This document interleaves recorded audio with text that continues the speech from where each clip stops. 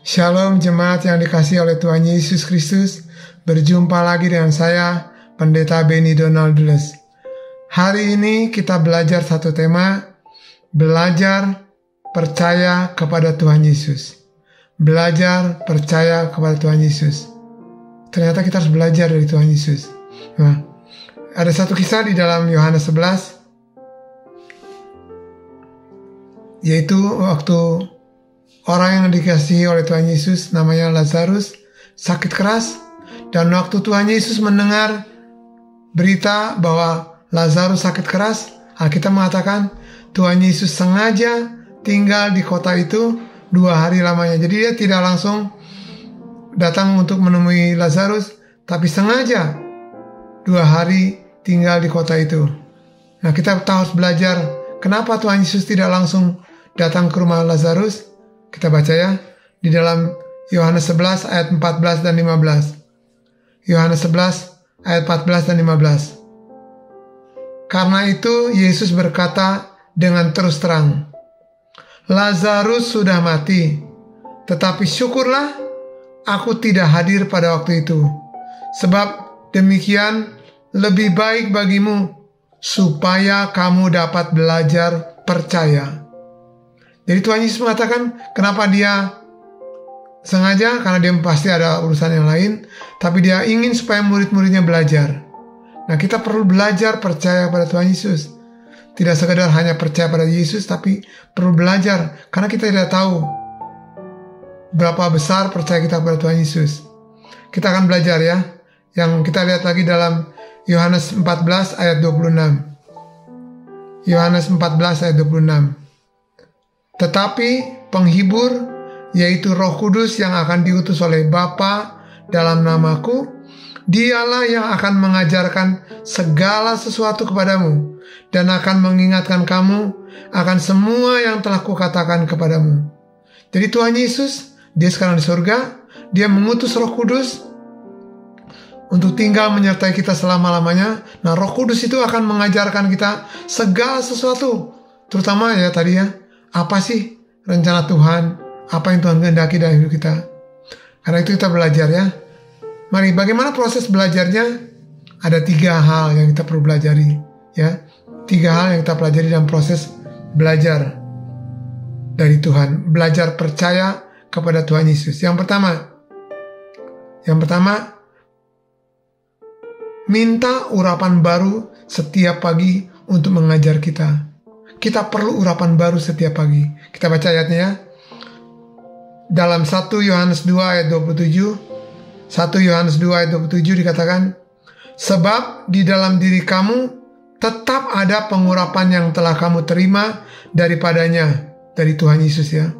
Karena itu tidak perlu kamu diajar lagi oleh orang lain, tetapi sebagaimana pengurapannya mengajar kamu tentang segala sesuatu, dan pengajarannya itu benar, tidak dusta.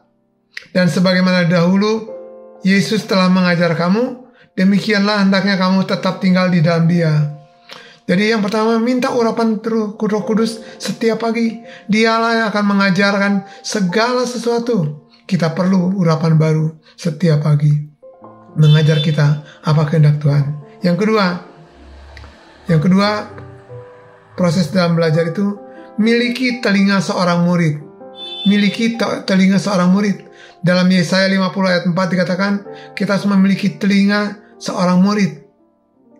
Kita baca ya di dalam Yesaya 55 ayat 3. Yesaya 55 ayat 3. Sendengkanlah telingamu dan datanglah kepadaku. Dengarkanlah, maka kamu akan hidup. Firman Tuhan berkata, kita menyendengkan telinga, mengarahkan telinga kita kepada Tuhan. Sebagai seorang murid itu kan mendengarkan perkataan gurunya dan belajar kemudian melakukannya. Itulah murid yang sejati itu, dia hanya mendengar. Kita jangan terlalu banyak mendengar, misalnya waktu sakit, waktu punya masalah. Jangan mendengar banyak kata-kata dari orang, dari manapun juga. Mungkin kata dokter, kata ahli apa-apa, jangan pegang itu. Kalau kita mengharapkan mujizat dari Tuhan, kita perlu mengarahkan telinga kita kepada Tuhan Yesus. Datang kepada Yesus, dengarkan apa yang Dia katakan, dan Roh Kudus di dalam kita, urapan itu akan mengajar kita, sehingga kita tahu kenapa kita harus mengalami hal-hal yang mungkin yang tidak kita kehendaki, yang kita tidak harapkan, yang buruk. Entah itu kita sakit, kehilangan sesuatu, dan terjadi pada kita mengerti apa kata Tuhan, apa rencana Tuhan, belajar percaya, sebab kita percaya Yesus akan menyelamatkan kita. Dia adalah jawaban dalam segala masalah kita. Yang ketiga, jadi yang pertama, ya, minta urapan Roh Kudus. Yang kedua, miliki telinga seorang murid. Dan yang ketiga, percaya sekalipun belum melihat. Percaya sekalipun belum melihat. Kita baca di dalam Yohanes 20 ayat 29. Yohanes 20 ayat 29. Kata Yesus kepadanya, "Karena engkau telah melihat aku, maka engkau percaya. Berbahagialah mereka yang tidak melihat namun percaya." Saya punya banyak kesaksian tentang hal seperti ini, sekalipun belum melihat. Saya ingat satu kali anak saya waktu itu yang paling besar masih kecil, dia sakit, demam, panas. Istri saya sangat mengandalkan dokter waktu itu. Jadi kami bawa ke dokter. Anak ini nggak bisa makan, kalau makan atau minum pasti muntah. Dikasih obat juga muntah.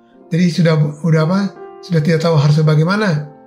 Lalu saya ngomong pada istri saya katakan, ini saatnya kamu belajar percaya, mengandalkan Tuhan, percaya bahwa Yesus adalah Tuhan yang menyembuhkan.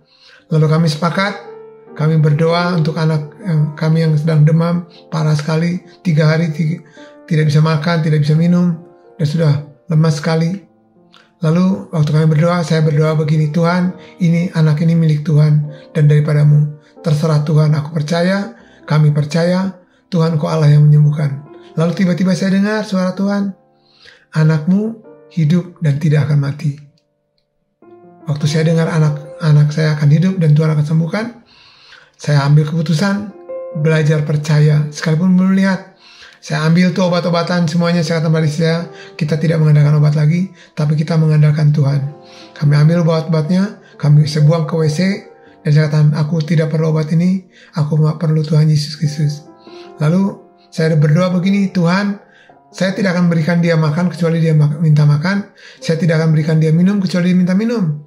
Dan luar biasa, malam itu kami bawa anak ini pergi ke mall, pokoknya yang percaya aja. Di tengah jalan tiba-tiba anak saya ngatakan ini, "Pak, haus mau minum." Lalu kami suruh sopir angkot itu ngomong, "Berhenti Pak, saya mau beli minuman." Kami beli teh kotak, anak saya minum teh kotak dan tidak apa-apa, tidak muntah. Habis 1 kotak. Sampai di King Shopping Center di mall, tiba-tiba anak saya katakan gini, "Pak, lapar." Lalu kami cari makanan yang hangat-hangat, nggak ada, yang ada cuma bacang. Jadi kami beli bacang, saya suruh anak itu makan, jadi makan bacang, tidak muntah. Lalu terjadilah kesembuhan mujizat seperti itu. Itu belajar percaya sekalipun belum melihat, karena firman Tuhan berkata. Tuhan Yesus berkata dalam Yohanes 11 ayat 40, dikatakan, "Bukankah sudah aku katakan, jikalau engkau percaya, engkau akan melihat kemuliaan Tuhan." Saudara sekalian, jemaat Tuhan yang dikasih, ayo belajar percaya pada Tuhan Yesus. Dia pasti akan berikan firman-Nya, pegang firman-Nya, percaya dan lakukan sekalipun belum melihat. Kita akan melihat kemuliaan Tuhan. Amin. Ayo kita berdoa. Bapa di surga, Tuhan Yesus Kristus, Engkau adalah Tuhan yang menyembuhkan. Kami mau belajar percaya. Urapi seluruh jemaat-Mu Tuhan. Urapi untuk belajar. Dan biarlah urapan Tuhan mengajar kami senantiasa setiap hari. Dan kami juga Tuhan, sungguh-sungguh diajar oleh urapan Roh Kudus setiap hari. Terima kasih Bapa, meteraikan firman Tuhan. Insafkan kami, supaya kami tetap percaya sekalipun belum melihat. Dalam nama Tuhan Yesus. Haleluya. Amin. Shalom, Tuhan Yesus memberkati.